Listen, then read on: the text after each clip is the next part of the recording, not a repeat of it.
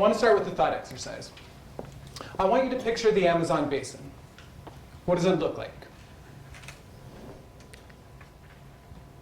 Well, for some, it might be the sort of iconic image of the Andes overlooking the jungle. For others, it might be these iconic species of the forest. Still for others, the Amazon might be the last vestige of untouched cultures in the world. Or for some, it might be natural resource extraction, with the accompanying social and environmental damage that can ultimately lead to social unrest and violence. Well, the reality is the Amazon's all of these things. And they're incredibly connected in complex ways such that change in one aspect of the system ripples across the rest of the system. And when we layer on the laws, the institutions, and the policies that constrain and shape these dynamics, the system gets incredibly, incredibly complex. All this means that if you're an organization interested in, say, conserving biodiversity and ensuring ecological integrity, to make progress on those fronts, you might actually need to work on livelihoods programs, or indigenous community outreach, or perhaps extractive industry governance, maybe even conflict prevention. In other words, in order to make progress on your specialized goals, you need to generalize your programs and projects. Now, an organization that knows this need to specialize and generalize incredibly well is the Amazon Conservation Association, or ACA. Since the late 90s, ACA has been working across Peru to conserve some of the world's most ecologically important forests. And they've been doing this by specializing in tropical ecology, landscape conservation, and protected area management. But across their 15 years of work, they've come to understand that making progress on those fronts really requires working deeply with stakeholders on things like livelihoods programs, technical capacity building, governance. Now, Peru is an economic success story.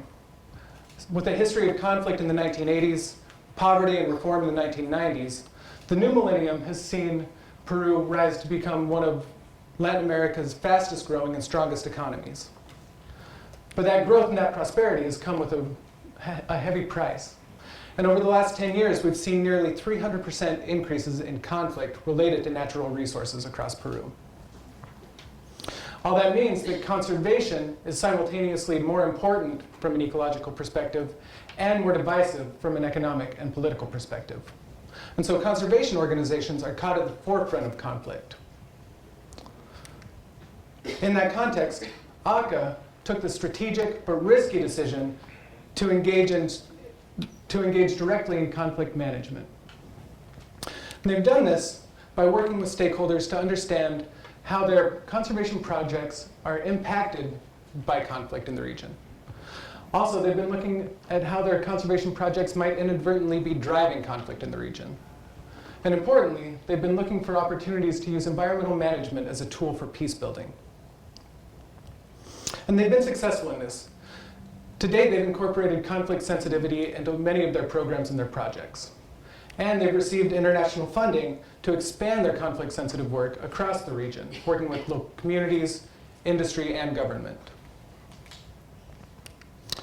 And the idea that they have is that by building regional capacity for conflict prevention, the system's better prepared to make progress on maintaining ecological integrity and conserving biodiversity.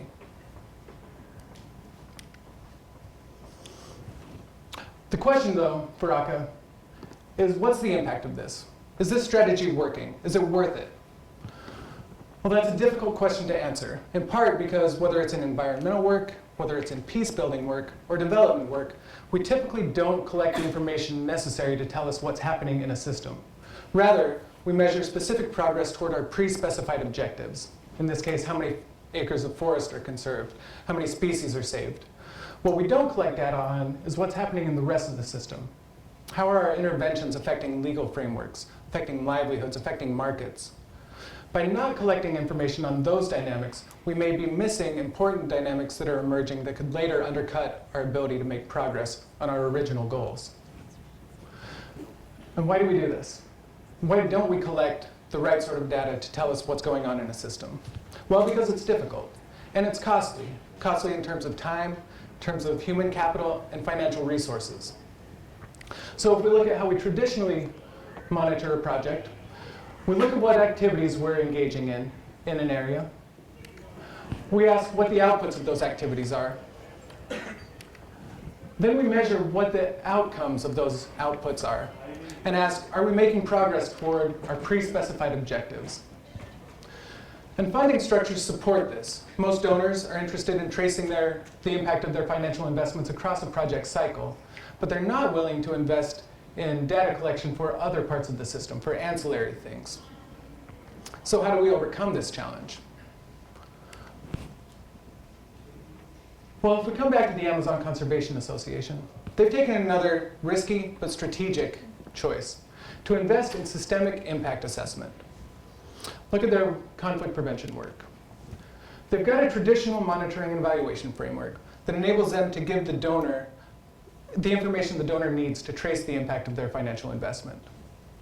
In addition, though, ACA is taking a layered approach to impact assessment, and they're building learning systems to help inform them on how the capacity building project is impacting their beneficiaries. Are they building capacity? Is the capacity being implemented? Next, they're building systems to help them understand what's going on across the region. How are social networks changing? What's happening to social networks and social relationships among all stakeholders? Finally, they're building learning systems to ask, what's this doing to their organizational capacity? They're a conservation organization. They're not a conflict prevention organization. So how does engaging in conflict prevention work either augment or undermine their conservation capacity? Now, it's a long way to go from building a learning system to implementing that system and then feeding that data back into their projects and the program cycle. But ACA believes that by building capacity for conflict management across the region, the system's primed to make real progress toward biodiversity conservation and ensuring ecological integrity. Because they know that by treating the system as a system, by engaging the system as a system, they're better poised to understand the system. And when we look at this place as a living, breathing system, it doesn't make sense to treat it any other way. No piece of this is discrete. Rather, every piece of this system depends on every other piece to survive and to thrive. And I believe very firmly that if we follow ACA's example, if we invest in systemic interventions, if we invest in systemic impact assessment, then we can make real progress toward building peace and conserving these incredibly important ecosystems across time. Thank you.